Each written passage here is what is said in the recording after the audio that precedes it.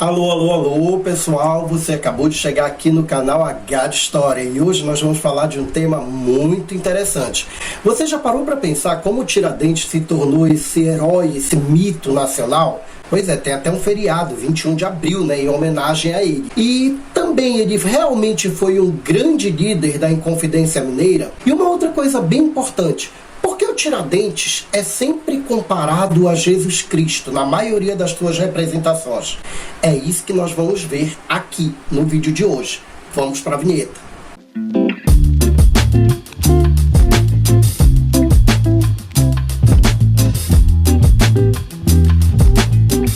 Então, pessoas, eu sou o Keiler, sou historiador, sou professor e também apresentador aqui desse canal. E hoje nós vamos falar de uma figura que ela é muito importante, ela ficou muito marcada para a história do Brasil. Principalmente a partir do momento em que transformaram ela num grande herói, num grande mito. E aí nós vamos falar de Joaquim José da Silva Xavier, o Tiradentes. O seu nome completo é Joaquim José da Silva Xavier. Ele nasceu no dia 12 de novembro de 1746 em Fazenda do Pombal, lá na região das Minas, que hoje é Minas Gerais. A partir de um determinado momento ele se torna alferes, que era uma patente militar da corporação militar que existia aqui na colônia e que não era uma patente tão alta, pois isso reflete inclusive a estrutura colonial aqui do Brasil. Esses cargos mais altos só seriam permitidos para pessoas descendentes de portugueses ou portugueses. Para quem nasceu aqui no Brasil, os cargos seriam somente os menores. Esse vai ser um dos pontos de conformação do Tiradentes.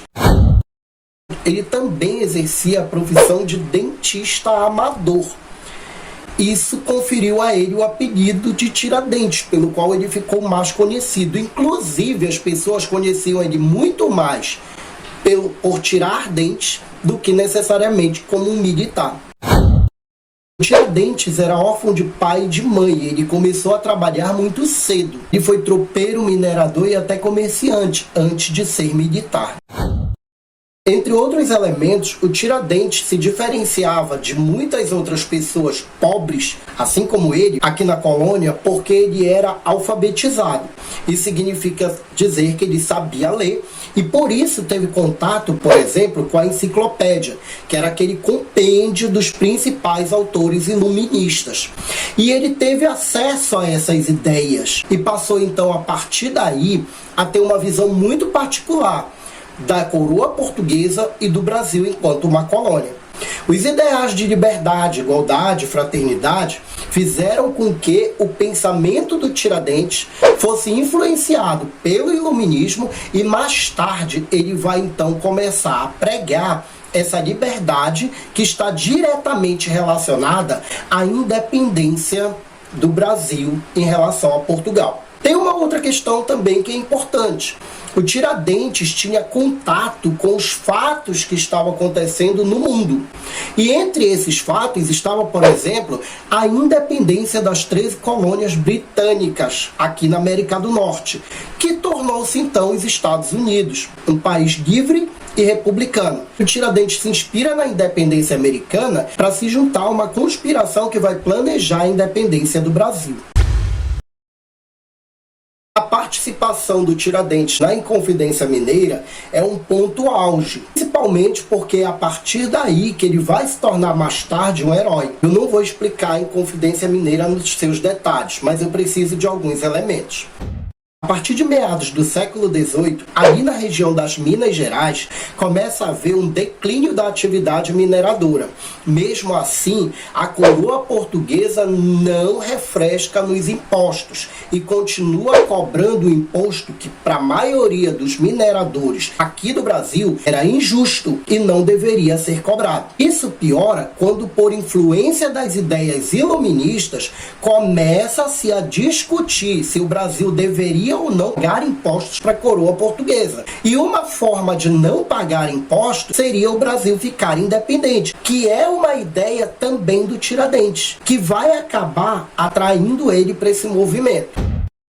É bem importante a gente destacar que o Tiradentes não era um grande líder da Inconfidência Mineira. No movimento de elite, ele era um pobre, mas um pobre que tinha ideias iluministas, um pobre que tinha muita influência popular e que, por sua vez, conseguia convencer essa população a apoiar o projeto dos Inconfidentes. Isso era muito importante. A conspiração, ela deu andamento ao projeto, mas o movimento mesmo ele não chegou a acontecer. Em 1789, na Europa estava eclodindo a Revolução Francesa com a queda da Bastilha. A conspiração foi denunciada por um sujeito chamado Joaquim Silvério dos Reis. E os principais líderes, inclusive Tiradentes, foram presos e a conspiração não aconteceu. A maioria dos envolvidos acabaram tendo penas muito brandas. Somente o Tiradentes foi de fato julgado, condenado e teve a sua execução, que foi a morte.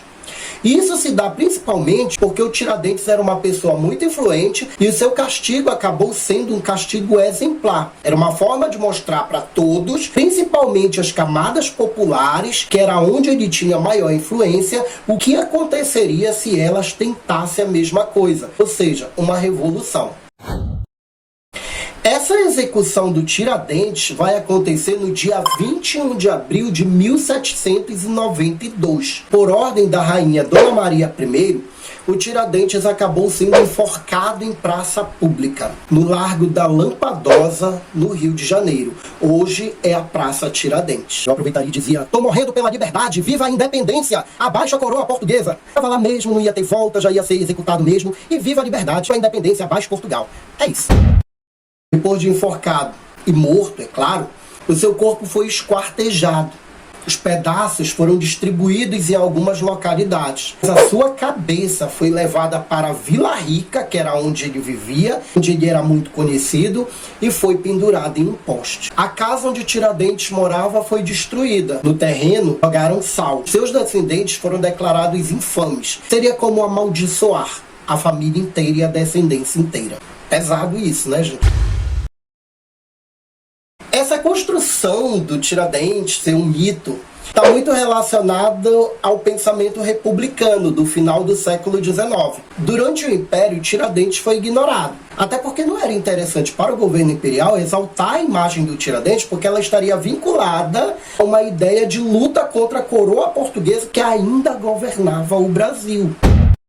A questão é, quando a proclamação da República ocorre no Brasil, é preciso buscar um herói. E então, como é que a gente vai encontrar esse herói? Primeiro que não dá para ser no período imperial. Então esse herói não pode estar entre 1822 e 1889. Então vamos buscar outros em outro momento.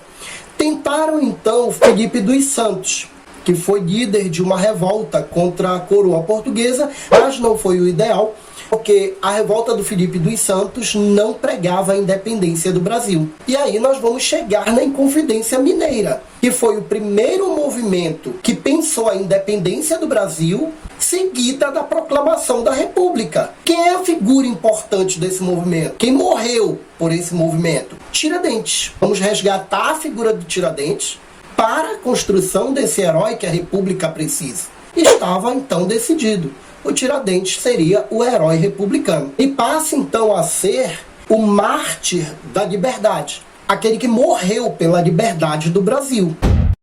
A outra situação é que os republicanos vão transformar a data da morte do Tiradentes, o 21 de abril, em um feriado nacional. A gente precisa parar tudo e fazer homenagens a esse líder republicano. E depois era muito importante criar uma imagem para Tiradentes. O que é também muito interessante é levar em consideração que todas as pessoas que desenharam Tiradentes, que pintaram Tiradentes, nunca viram Tiradentes. Essa imagem ela vem com toda uma carga de intencionalidade dos republicanos, relacionando a morte do Tiradentes, a liberdade, a independência, a república, a Inconfidência Mineira e a Jesus Cristo. Isso que a gente vai falar agora. A primeira imagem que nós temos de Tiradentes é de 1890 e ela foi pintada pelo Décio Vilares e é praticamente o primeiro rosto do Tiradentes. A gente já percebe que é um rosto muito tendencioso. Tiradentes de cabelos longos, barba, vestido de branco, totalmente associada a uma imagem muito peculiar de Jesus Cristo. Outra imagem é do Aurélio Figueiredo, de 1893, que segue a mesma tendência. O martírio de Tiradentes, como ela é chamada, mostra um Tiradentes no cadafalso, ali prestes a ser executado. A própria imagem, a gente já vê que ela está em cima, a gente olha de baixo para cima, da mesma forma que olharam as pessoas que estavam ali presentes na crucificação de Jesus Cristo. Ou seja, você percebe que nessa imagem não só associaram a figura do Tiradentes a Jesus Cristo, como também a própria crucificação. Você vê que até um padre que está ali está como se tivesse recomendando a alma de Tiradentes, da mesma forma que Jesus Cristo também entrega a alma ao Pai durante a crucificação. Uma outra pintura que também apela bastante é o Tiradentes esquartejado do Pedro Américo. Uma coisa bem interessante sobre o Pedro Américo é que ele estava na Itália estudando, custeado pelo governo imperial, que fazia serviços para o governo imperial e era o pintor oficial do império. Foi ele que pintou aquele quadro muito conhecido da Independência ou Morte e outros quadros também muito famosos, como a Batalha do Havaí. Enfim, ele era o pintor oficial do império. Agora, de repente, está pintando ali para a República um Tiradentes esquartejado e que é uma cena realmente muito forte. O Tiradentes aparece com os pedaços do seu corpo muito bem detalhados. Nós temos também um crucifixo que associa a essa imagem e a imagem do Tiradentes, principalmente aqui na parte do tronco, ela está muito parecida com outra imagem que é o Pietà, fazendo uma associação dos dois corpos, das duas situações. Quando Cristo morreu pela humanidade, Tiradentes teria morrido pelo Brasil, pela liberdade, pela nação. Olha aí, né, gente? Isso daí é que é patriotismo. Durante os anos de 1930, essa década então que nós já temos uma outra situação no país, o país está na sua fase republicana de Era Vargas.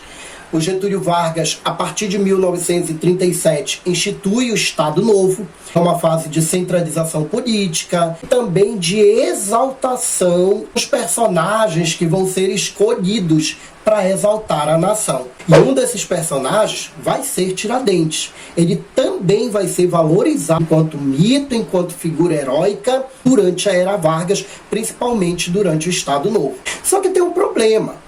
O Vargas quer mostrar um Brasil forte, fortalecido, altivo, trigueiro, um Brasil corajoso, um Brasil determinado. Então, aquela figura esquartejada, aquela figura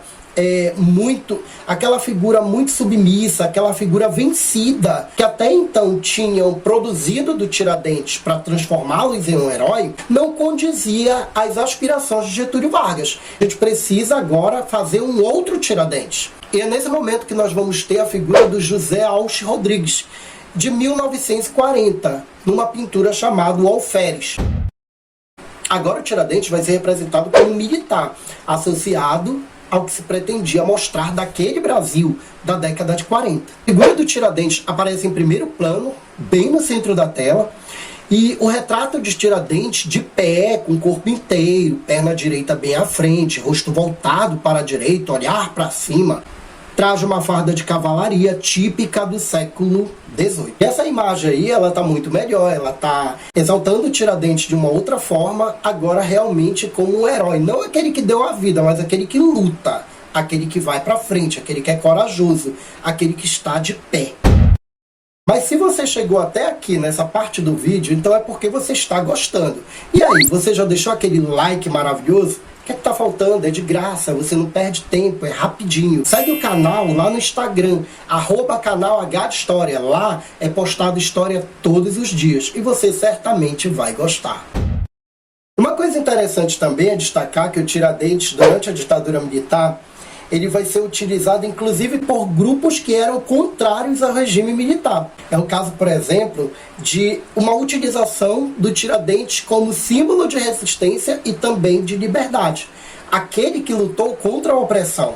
E em abril de 1967, em São Paulo, o Augusto Boal e o Gianfrancesco Guarnieri vão então estrear a peça teatral Arena contra Tiradentes, que vai então trazer pra gente Tiradentes revolucionário, um herói que quer fazer uma revolução pela liberdade e contra a opressão. Realmente o herói tá aí, cada um pega e usa do jeito que quer. Uma outra questão também interessante é que o Tiradentes ele tem homenagens, seja com nome de praças, seja com nome de ruas, seja com nomes de lugares públicos, em vários lugares do país. Por exemplo, é imprescindível que em Minas Gerais a gente perceba isso. É o caso, por exemplo, da cidade histórica, com casarões coloniais maravilhosos, de Tiradentes, lá em Minas Gerais. Também tem a Praça Tiradentes, no Rio de Janeiro, que foi o local onde ele foi enforcado. No Rio de Janeiro tem o Palácio Tiradentes, que é a antiga sede do Congresso Nacional, já foi a cadeia pública onde o Tiradentes estava preso antes do julgamento. Nós temos ali a figura do Tiradentes bem na frente do que hoje funciona como a Assembleia Legislativa do Rio de Janeiro. O monumento a Tiradentes na Praça Tiradentes, em Belo Horizonte, Minas Gerais, e ali também seria imprescindível, além de várias avenidas e ruas Tiradentes. O que você acha de tudo isso? Tiradentes realmente foi esse herói revolucionário? E você, o que acha dessas transformações em heróis revolucionários? Você concorda com isso? Tiradentes realmente teve toda essa importância ou foi uma importância criada e atribuída a ele? Deixe aí nos comentários a sua opinião sobre esse assunto. O canal H de História agradece de montão para você que chegou até aqui. Valeu!